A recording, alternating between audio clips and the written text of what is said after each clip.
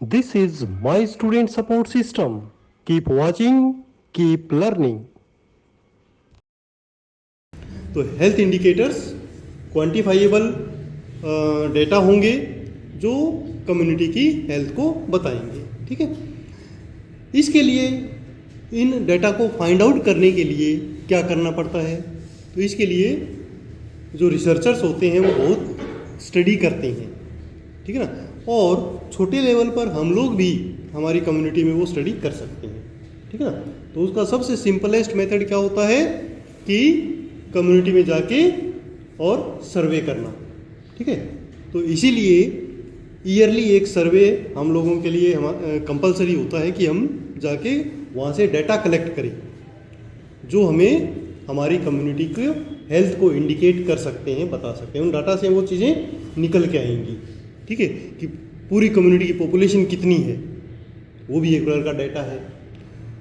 उस कम्युनिटी की जो बर्थ रेट है वो कितनी है, वो भी एक प्रकार का डाटा है, ठीक है। उस कम्युनिटी में कोई पर्टिकुलर बीमारी का जो इंक्रीज होने का रेट क्या है, वो भी एक डाटा है, ठीक है। तो ये सारे के सारे जो पॉइंट्स होंगे उनको हम क्या कहेंगे? हेल्थ इंडिकेटर, ठीक है।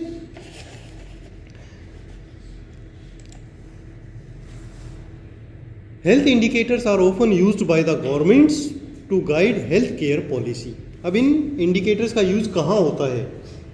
मेनली जो सरकार होती है, जो एडमिनिस्ट्रेटर होते हैं, उनके लिए उस डेटा का यूज़ होता है कि उसके बेस पे वो हेल्थ पॉलिसी बना सकते हैं कि किस एरिया में किस टाइप की सर्विसेज हमें ज़्यादा प्रोवाइड करवानी है, ठीक है। तो पहला जो इसका बेनिफिट हो गया वो यही हो गया, गवर्नमेंट के लिए पॉलिसी बनाना हेल्थ से संबंधित, ठीक है। Health indicators are not only use to measure the health status of community but also to compare the health status of one area to the another, ठीक है। हेल्थ इंडिकेटर का एक फ़ायदा तो ये होता है कि हमें कम्युनिटी की हेल्थ का लेवल का पता लग गया कि कैसी है। दूसरा, हम कंपेयर कर सकते हैं कि एक कम्युनिटी के डाटा को दूसरी कम्युनिटी से कंपेयर करेंगे तो हमें पता लग जाएगा कि कौन सी प्रॉब्लम कौन की कम्युनिटी में ज़्यादा आ रही है और वो क्यों आ रही है, ठीक है ना। जैसे एक एग्जांपल हम लें कि एक बहुत बड़ा कंट्री है इंडिया जैसा और एक छोटा कंट्री है श्रीलंका जैसा, ठीक है। तो उनकी पॉपुलेशन डेमोग्राफी अलग है, हमारी पॉपुलेशन डेमोग्राफी अलग है, बट यदि हम रेट्स निकाल लें, डेटा निकाल लें, इंडिकेटर निकाल लें, तो उससे थोड़ा आइडिया हो जाएगा कि जो बर्थ रेट है वो पर 1000 या पर 100 उनकी कितनी है और हमारी कितनी है, ठीक है। तो फिर उससे ये आइडिया लगेगा कि ग्रोथ जो पॉपुलेशन की है वो किसकी ज़्यादा बढ़ रही है। नंबर हो सकता है उनका टोटल कम हो, बट हो सकता है कि अगर पर 1000 निकालें तो वो उनकी ज़्यादा भी हो सकती है, ठीक है। तो कंपैरिजन करने में भी काम आता है। इसी प्रकार दो कम्युनिटीज़ को हम ले लें, अगर हमारे एरिया में 2 सब सेंटर हैं, ठीक है ना, तो वहाँ पे अगर हमें पता लगाना हो तो कौन से सब सेंटर में इम्यूनाइजेशन रेट कितना चल रहा है, तो उससे हम कंपेयर कर सकते हैं कि कहाँ की सर्विसेज बेटर है, कहाँ ज़्यादा सुधार की ज़रूरत है, गुंजाइश की ज़रूरत है, ठीक है। तो डाटा को कंपेयर करने से हमारा दो कम्युनिटीज़ के बीच में, दो एरियाज़ के बीच में हेल्थ सर्विसेज देने में थोड़ी आसानी होती है, प्लानिंग करने में आसानी होती है, ठीक है। These indicator are also used for the assessment of health needs of the community और कंट्री, ठीक है। तीसरा बेनिफिट क्या है कि हम इसके बेस पे हेल्थ नीड्स का पता लगा सकते हैं कि कौन सी कम्युनिटी में किस टाइप की सर्विसेज ज़्यादा ज़रूरत हैं, ठीक है। उससे अगेन प्लानिंग में हेल्प मिलेगी, ठीक है। तो तीसरा बेनिफिट हो गया कम्युनिटी की ज़रूरतों का पता लगाना कि किस टाइप की हेल्थ कौन सी कम्युनिटी में सर्विसेज ज़्यादा ज़रूरत है। हो सकता है एक कम्युनिटी में इम्यूनाइजेशन वैक्सीन की ज़्यादा ज़रूरत हो, एक कम्युनिटी में हो सकता है कि वैक्सीनेशन 100% है, वहाँ पर फैमिली प्लानिंग मेथड्स की ज़्यादा ज़रूरत है, ठीक है ना। एक कम्युनिटी में हो सकता है कि कोई कम्युनिकेबल डिजीज़ फैल रही हो ज़्यादा, तो वहाँ पर कम्युनिकेबल डिजीज़ से संबंधित जो केयर है वो ज़्यादा ज़रूरत है, ठीक है। तो ये हमें इंडिकेटर से पता लगेगा कि किस टाइप की सर्विसेज की ज़रूरत है, ठीक है। अब आता है कि इंडिकेटर्स है कौन कौन से, ठीक है। तो ये बेसिक एक जानकारी होगी कि हेल्थ इंडिकेटर क्या है और उनकी क्यों ज़रूरत होती है। अब इंडिकेटर्स जो हैं उनको हम अलग अलग ग्रुप्स में डिवाइड करते हैं, ठीक है, कौन कौन से इंडिकेटर्स होते हैं? एक ग्रुप है हमारा मोर्टेलिटी इंडिकेटर जो डेथ से संबंधित होते हैं। एक होता है हमारा मोर्बिडिटी इंडिकेटर, मोर्बिडिटी मतलब बीमारी, वो बीमारी से संबंधित होंगे। डिसेबिलिटी रेट्स, डिसेबिलिटी रेट मतलब अपंगता, है ना, तो डिसेबिलिटी रेट्स हो सकती हैं, वो भी हमारे डिसेबिलिटी इंडिकेटर हैं। न्यूट्रिशनल स्टेटस इंडिकेटर हैं जो न्यूट्रिशन के बारे में बताएंगे कम्युनिटी की। हेल्थ केयर डिलीवरी इंडिकेटर्स हैं, यूटिलाइजेशन रेट इंडिकेटर्स हैं,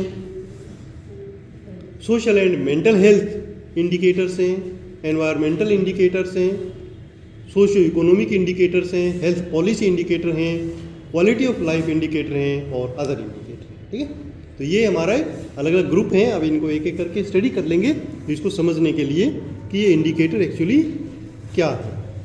तो सबसे पहले आता है आपका मोर्टेलिटी इंडिकेटर्स। ठीक है ना, मोर्टेलिटी वर्ड का मतलब होता है डेथ। तो डेथ से संबंधित जो भी हमारे डाटा होंगे उनको हम मोर्टेलिटी इंडिकेटर में शामिल करेंगे। तो mortality indicator include death related rates such as crude death rate.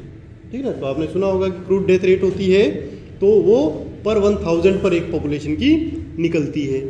ठीक है, कि एक पॉपुलेशन में 1000 लोगों पे कितनी मृत्यु हो रही है एक साल के अंदर, तो वो क्या हो जाएगी, उस कम्युनिटी की क्रूड डेथ रेट हो जाएगी। ठीक है ना, तो नॉर्मली जब हम डेथ रेट वर्ड बोलते हैं तो उसका मतलब क्रूड डेथ रेट ही होती है, CDR।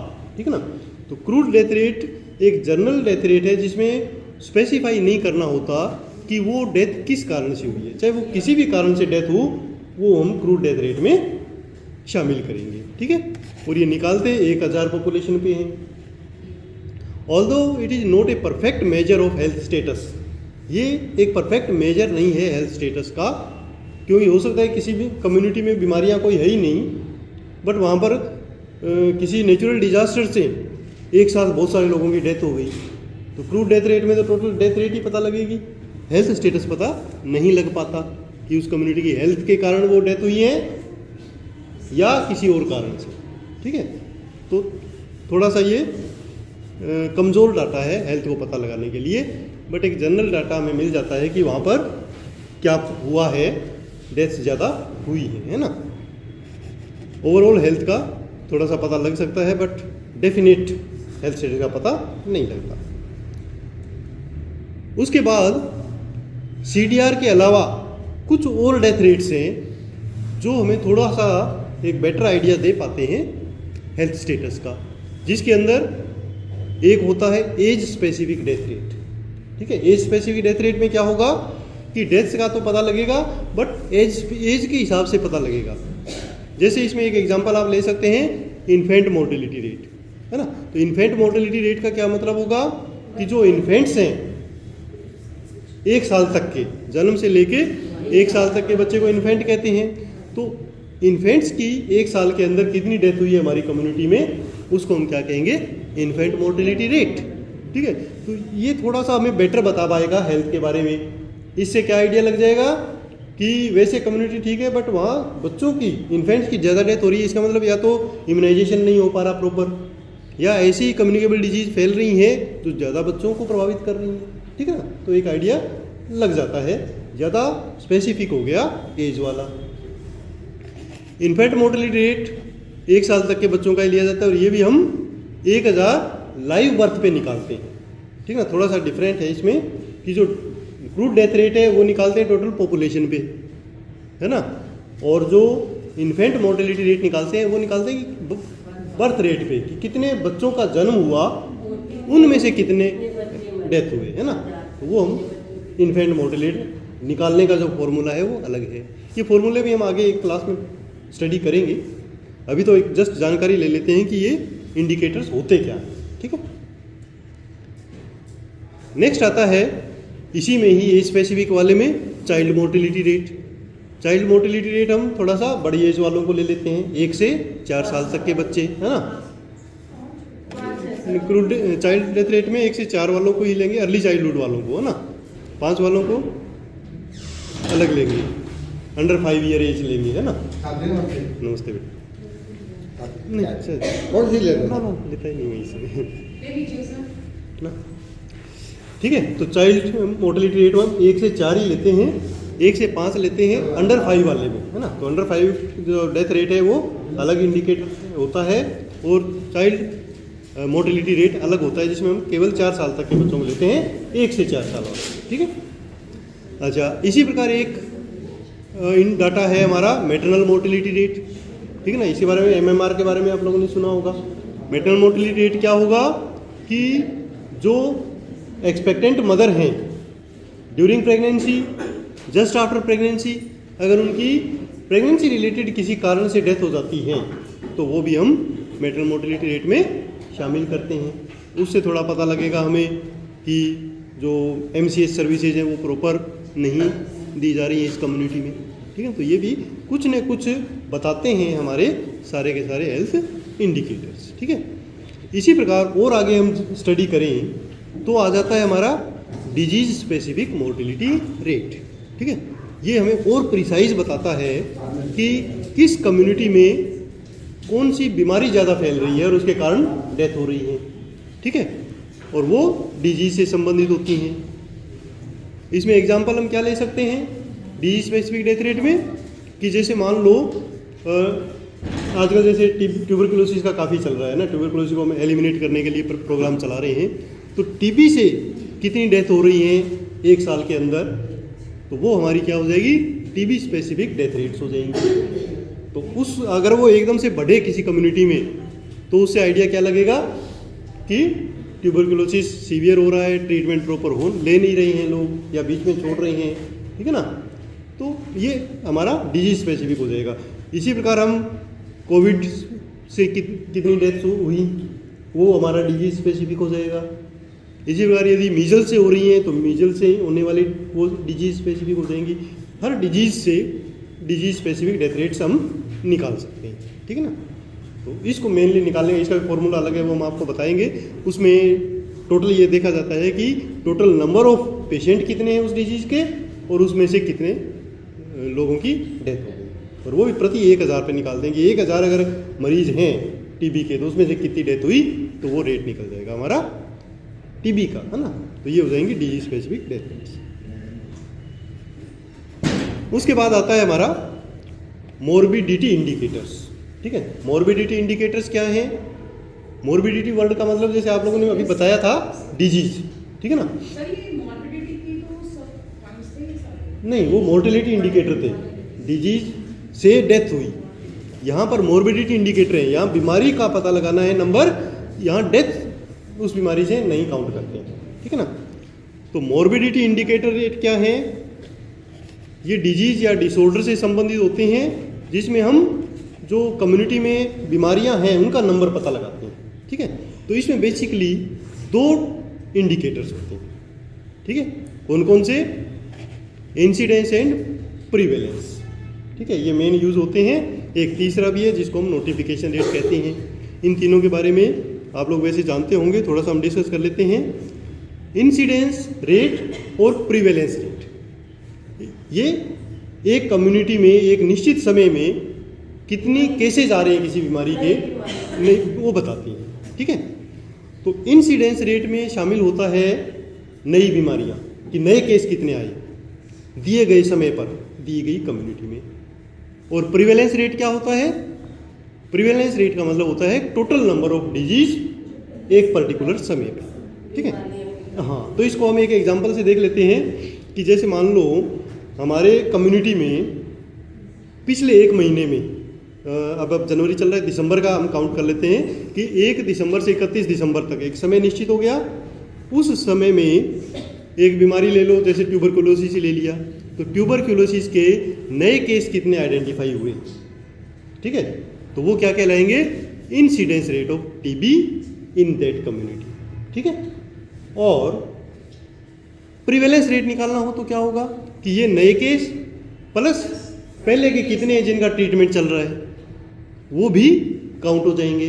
तो ट्रीटमेंट मान लो 150 का चल रहा है और 10 नए केस आ गए, ठीक है। तो प्रिवेलेंस रेट हो गया 160 और ये इंसिडेंस रेट हो गया 10, क्योंकि 10 ही नए केस आए हैं, ठीक है।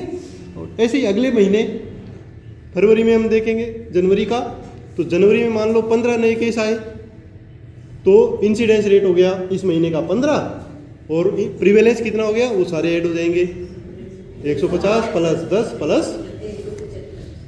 अच्छा एक चीज़ इसमें और समझ लेते हैं कि अगर 170 हमारा इस हिसाब से 160 और 15 175 प्रिवेलेंस हुआ, बट पिछले महीने 2 लोगों की डेथ भी हो गई तो वो माइनस हो जाएंगे प्रिवेलेंस में से। हाँ तो कितने हो जाएंगे 173। तो एट प्रेजेंट जितने भी रोगी हैं जिनका ट्रीटमेंट चल रहा है वो प्रिवेलेंस माने जाएंगे, ठीक है ना। तो ये रेट्स भी हमें बताती हैं कि किस टाइप का हमारा ट्रीटमेंट चल रहा है और कैसे बीमारियां स्प्रेड हो रही है, ठीक है। उसके बाद एक आता है नोटिफिकेशन रेट, ठीक है। नोटिफिकेशन रेट क्या है? नोटिफिकेशन रेट होता है, आप लोगों ने सुना ही होगा, एक पर्टिकुलर एरिया में, पर्टिकुलर कंट्री में एक पर्टिकुलर बीमारी को नोटिफाइएबल बना दिया जाता है कि इस अगर बीमारी का कोई ओपीडी में केस आएगा तो आपको रिपोर्ट करना है हायर अथॉरिटी को, नोटिफाई करना है, ठीक है ना। तो वो क्या हो जाएगा, नोटिफाइएबल डिजीज हो जाएगी। अभी लेटेस्ट ट्यूबरक्लोसिस के बारे में आया है कि टीबी का कोई भी केस होगा, हाँ, तो वो रिपोर्ट करना है तुरंत, हाँ बिल्कुल। तो वो वो नोटिफाइएबल डिजीज है। तो एक बीमारी के कितने केस हम नोटिफाई कर रहे हैं वो भी रेट हमारा हेल्थ स्टेटस बताएगी, ठीक है ना, नोटिफाइएबल रेट। तो बेसिक जो मेन इंपॉर्टेंस के जो इंडिकेटर्स हैं जो मेनली एग्जाम में आते हैं वो यही है, मॉर्बिडिटी और मोर्टेलिटी। कुछ और हैं वो हम नेक्स्ट क्लास में करेंगे। My student support system. Keep watching, keep learning.